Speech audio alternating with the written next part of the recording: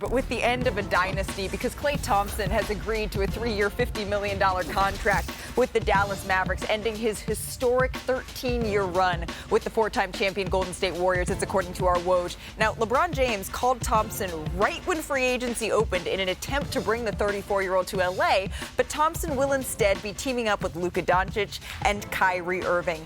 This is the dismantling of one of the all-time great trios in basketball. Woj is here to make sense of it all with us. So, Woj, what led Klay to leaving Golden State and ultimately landing here in Dallas?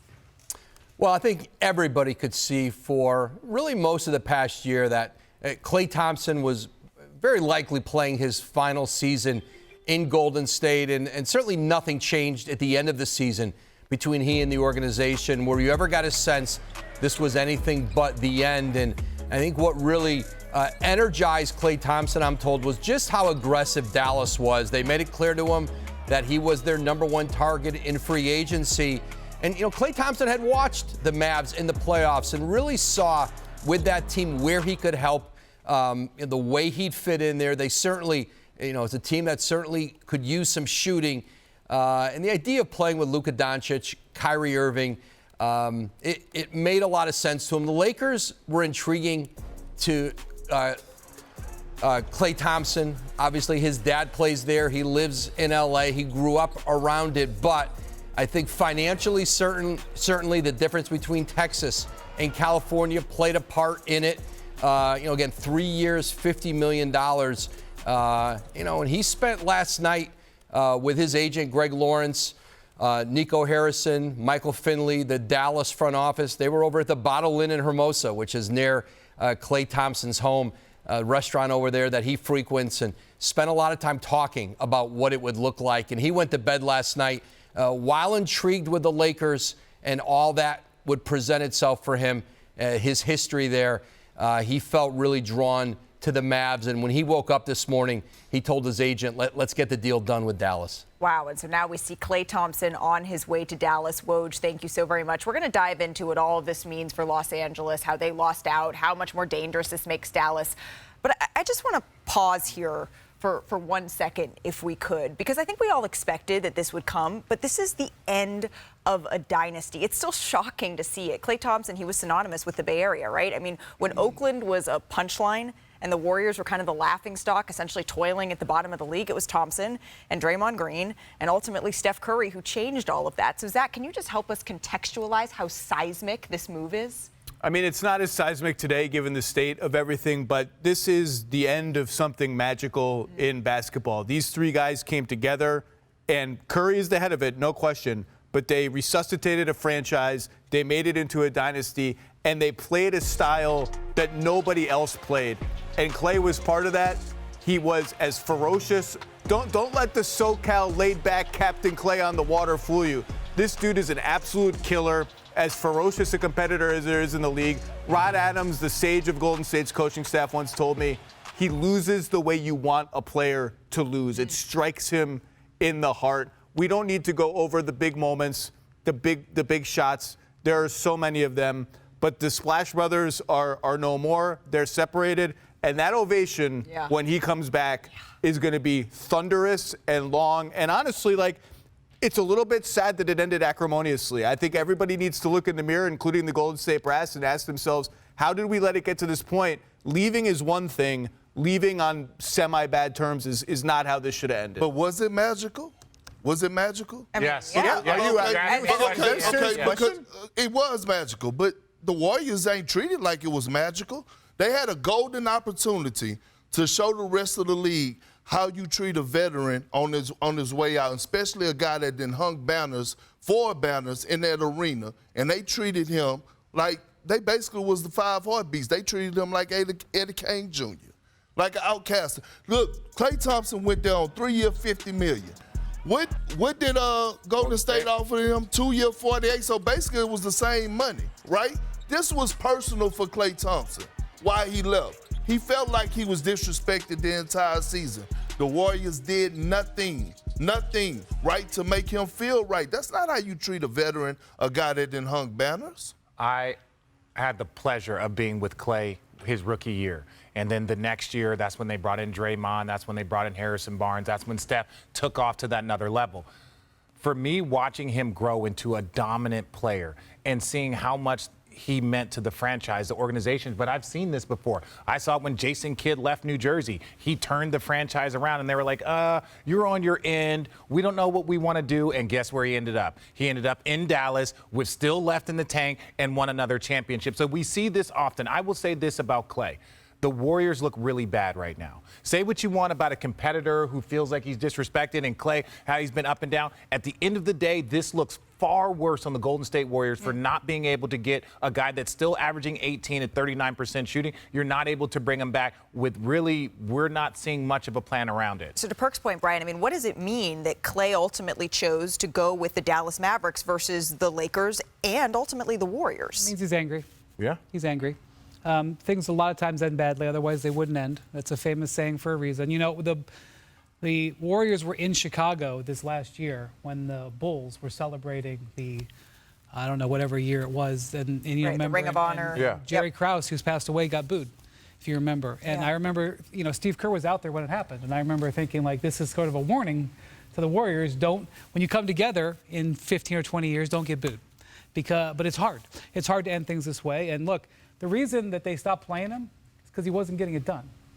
The reason that they only offered him, what's that? Yeah, I'm thinking of the 0 for 10 in the, the play-in game and all that. But they felt that still the other play. players were better options. Well, no, let me also say this really quickly. I've never shared this before out of respect to Klay. This is on Christmas Day. Of this past year? Of this past year. I get off the elevator and I see Klay. I'm like, oh, Klay, what's up? He's like, oh, what's up? I'm like, hey, man, keep your mentals right. He's like, man, tell him to pay me my money. This was on Christmas Day. So on Christmas Day, a guy that had won 4 championships, and I don't give a damn what anybody says, how much money they gave him over the years, because he turned their franchise around. That franchise is worth billions of dollars, not just because of Steph, it's also because of Klay. They changed the game. It wasn't just Steph changing the game. It was Steph and Klay in that backcourt. Absolutely. So I say that he has a right to be mad. He bet on himself. Yes. He said, I don't want the 2 years, $48 million. Mm-hmm. He bet on himself, and then he didn't have a good year. But that's fine. That's his fine. standards. You can By have his hundreds of standards. millions and have a bad year and be like, you know what that does? That means if you're going to treat me this way, I'm going to go someplace else. And now the Warriors are left, and Klay's in a much better situation than the Warriors are. He walked for nothing. And walked for nothing. Almost nothing. They got 2 second-round picks. That's nothing. But here's the thing. Even Klay bad year was better than a lot of guys' great year. I agree with that, and they were willing to pay him $24 million a year. Yeah, but Wendy, it goes back to the point of what he watched other guys get, right? When you go back to watching Draymond Green, if you go look at when he got his $100 million, his stat line wasn't eye candy. Ooh. It damn sure wasn't attractive. And it wasn't coming off a perfect year either. Yeah, so it was almost as if, they were paying him for what he done in the past and not what he's going to be able to offer in the future. Klay like, well, damn, I was part of this, and I helped build this. Yep. Why I'm not getting the same respect? Yeah, But he had reasons to turn it down. I'm not saying he had his reasons to turn it down, but then he was playing in a situation where they literally said, we're going to take you out to finish games, we're going to take you out to the starting lineup. Like, Right. that happened. I think timing is important here. So Wiggins gets his new deal, and Klay's looking around at all this. Wiggins gets his new deal after they win the title and after he plays the best basketball of his life. Draymond gets his new deal a year later after in the second round. The difference is he's an unrestricted free agent. It's a now or never kind of thing. Klay had time left. I'm not saying it's right. And like, if you're Klay, you helped make this team what it is, and the bitterness is completely justified. But at the end of the day, the Golden State Warriors, they have to be thinking, okay, what's the best way to maximize the end of Steph Curry's career? And I guess they've decided that Klay Thompson is no longer a part of that picture. So, Brian, can the Warriors still put a contender around Steph Curry? Because that's what I keep waiting to see. The other free agent big names, they have come and gone, and the Warriors were not a part of those plans either. Well, they signed D'Anthony Melton today, which, if he's healthy, is a quality signing. Why are you looking at that? I'm sorry. It's a big if. Well, they believe that Brandon Pajemski will improve. They believe that Moses Moody will improve. They believe that the D'Anthony Melton will give them a good lift, and they're in talks on Lauri Markkanen. And if they don't get Lauri Markkanen, they'll wait and try to do something else down the line. Like I don't think if they re-sign Klay, all of a sudden I'd be like, well, they'll be number 3 in the West. I mean, they They are no longer a high competitive team in the Western Conference. That was proven, and I think that is still the case. There's always going to be things that we don't know about this negotiation. Obviously, it almost looks like Klay took less money or to go someplace else. What does that say about the Golden State Warriors? And for me, when I look at this franchise, should Klay have made all of this money and still been that big portion of whatever they were doing? No, he needed a reduced role, but you still have to pay him to the point. Rod Thorne once told me, he goes, you know what? I always felt that if I underpaid a player, that was going to be the energy that he always gave me going into something. So I'd rather give him a little bit more than he deserves so he knows that I want him here and that he's my guy. That was always Rod Thorne's mindset, and he drafted Michael Jordan. Right, but we're still going back to, okay, the Klay Thompson mindset, which is justified. I'm just trying to push this forward a little bit, and I can't. It seems like there's no answer for why Golden State did this. They are so irrelevant right now in the big scheme of things. They're irrelevant. They're irrelevant. No team with Steph Curry is irrelevant. No, they're irrelevant from the standpoint of right now in the West, they would be the 7th best team in the league. They're the 12th best team. This is what happens. This is how it ends. Yeah. Great teams get old, and they get mediocre or whatever. And the Warriors are still a good team in the West. There's nothing wrong with that. And they had their chance with the James Wiseman pick to bridge to the next era. And this was always the most likely outcome, that the young guys aren't ready in time for the old guys, and now they're left here. This is just what happens. Boy, Bob Myers, if you watch it, He's enjoying Tahoe right now. He looked like J. Cole right now. Yeah. Bob Myers looked like J. Cole. He's just sitting at home like, trying to tell y'all. Like, we're talking about Laurie marketing, but does he have a better ceiling than Jonathan Kuminga? Yes. I don't believe so. Yes. I think Jonathan Kuminga could really become a real all-star caliber player. Yeah. Well, I don't think they want to trade Kuminga. Well, you might have to. Well, then For Laurie? I don't think that's on the the table. 2022 championship and winning that championship was improbable in so many ways that it extended us feeling the way that we feel about the Golden State Warriors. Mike Breen's called the embers of a dynasty still burning in a way that I don't think anybody expected. If their window hadn't kind of reopened in that moment, I don't know if we'd be having this same conversation. But since we're talking about That's roster how y'all construction, feel. I felt. We all want the feel-good ending, and we all think we should have it. It already happened. That was it, that title.